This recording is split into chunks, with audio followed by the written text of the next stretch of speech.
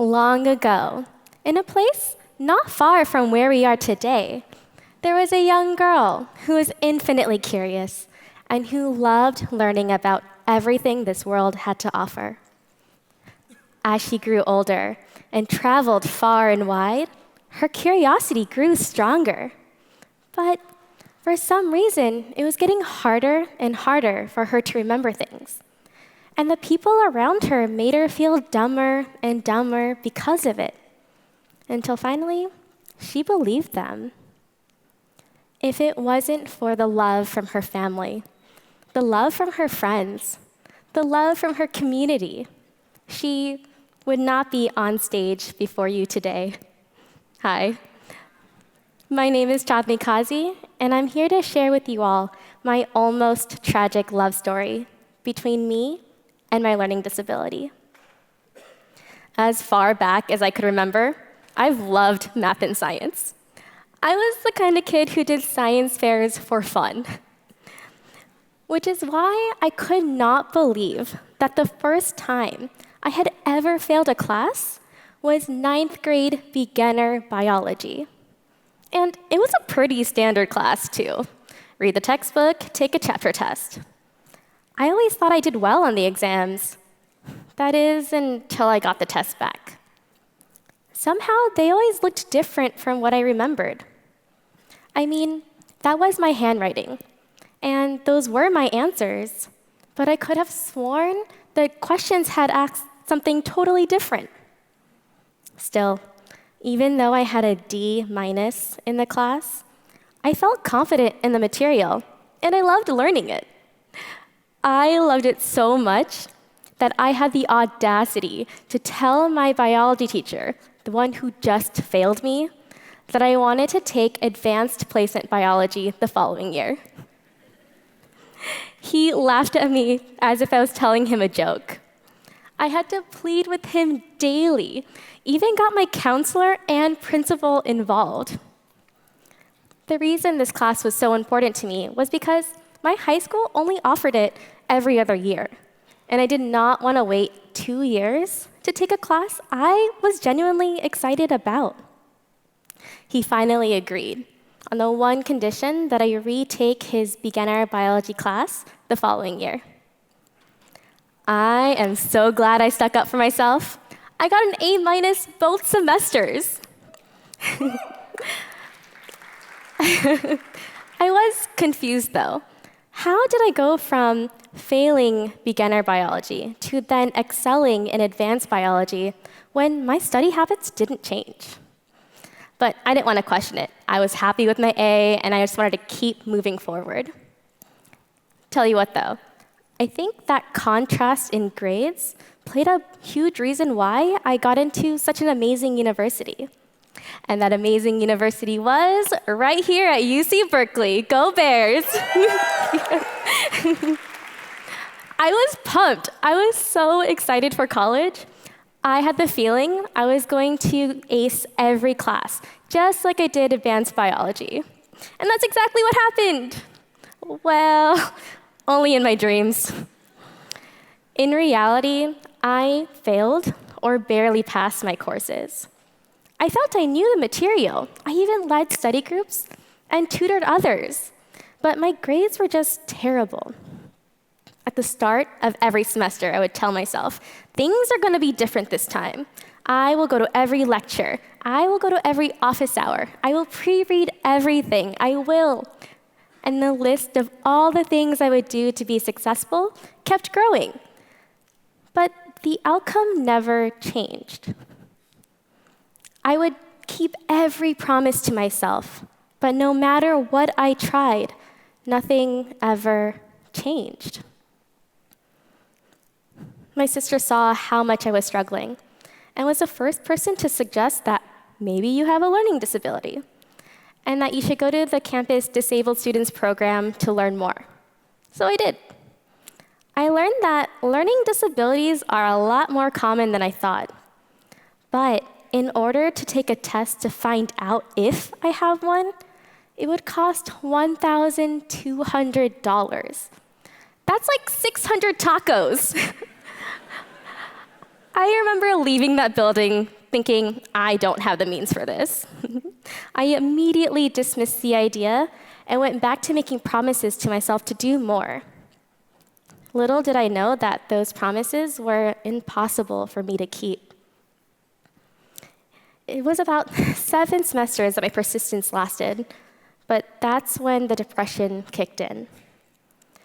I ran out of ideas, I ran out of energy, I ran out of promises to make myself, and finally I ran out of hope.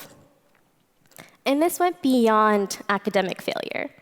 I felt like I was failing at being a friend.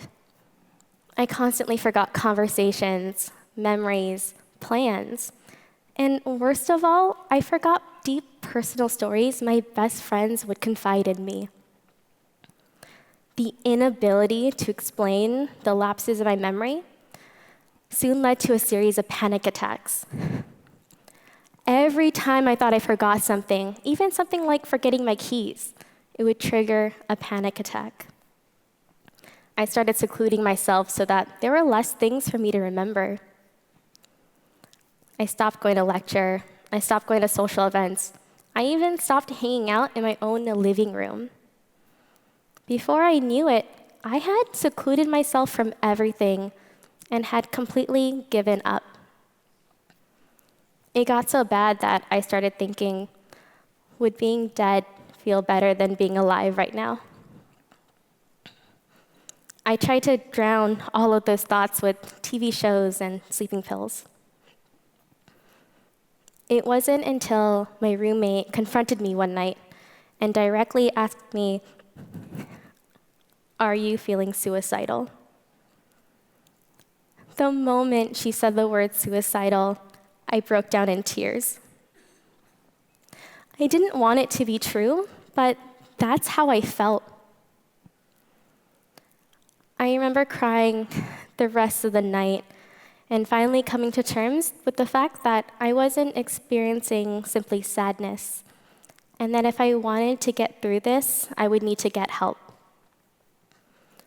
My roommate suggested that I go talk to a therapist, and it was my therapist who helped me become functional even though I was still depressed. I was now entering my 4th year at Berkeley and did not feel ready for life after college.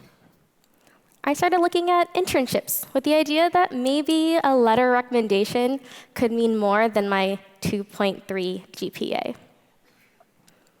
That's how I came across this program called New Experiences in Research for the Diversity in the Sciences, which stands for NERDS.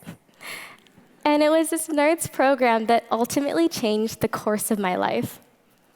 Offhand, I mentioned to my advisor the problems I was having with my memory, and immediately she said NERDS would cover the $1,200 cost. I was so excited. Let's fast forward to the day of my exam, which is known as a psychoeducational assessment. It was an 8-hour test done one-on-one with a psychiatrist. I was quizzed on a whole bunch of things, from mathematical mad minutes to memorizing a string of words, texts, numbers, icons. I had to wait 30 days before I got my results. And in those 30 days, I went from feeling hopeful that I'll finally get to understand myself to then feeling angry that I don't have a learning disability, I'm just stupid, why am I wasting everyone's time? To then feeling regret. I've had a learning disability this entire time, and I've done nothing about it. I kept going back and forth between anger and regret. Needless to say, that was the longest 30 days of my life. But then the day came when I got my results. And as I was reading that 15-page assessment, all I felt was relief. The assessment stated that I had a reading disorder. And the reading disorder was caused by 2 major deficits in my memory. The first deficit was with my short-term memory. So if we take this paragraph, which I realize now I don't have my clicker. Talk about forgetting things, right? So let's take this paragraph. The first time I read it, I immediately forgot half of it. And on top of that, my mind does this weird thing of compensating by adding in new words to just create context. The second is with my auditory memory. You know that saying, in one ear, out the other? Yeah, that's me to a whole other level. I literally can't remember the things that I hear. But that wasn't my whole story. I also had two memory strengths. And my strengths were in my visual memory and my long-term memory. So if instead that paragraph was a visualization, I could remember it easy, and probably for years to come.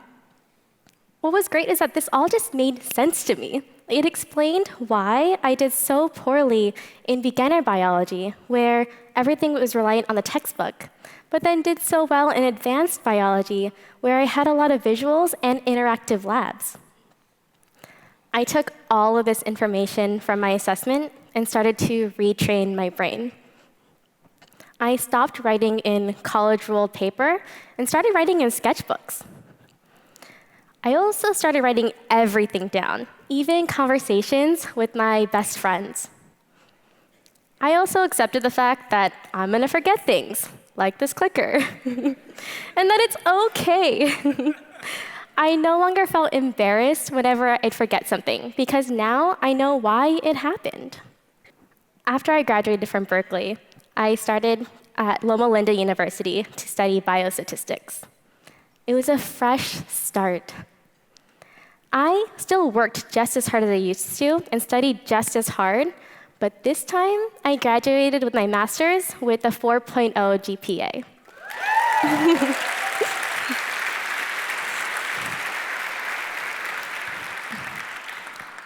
More importantly, that was the first time I felt complete.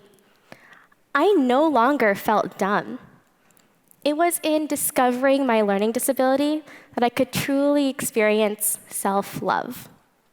1 in 10 Americans have a reading disorder, and even more have other types of learning disabilities. If any of my story resonates with you, or if it reminds you of a loved one, I encourage you to seek support. And if you're not sure where to get started, I've added some resources here at this link. Now that you know my story, I hope we can all come together as a community to turn more almost tragedies into stories full of hope and love. Thank you.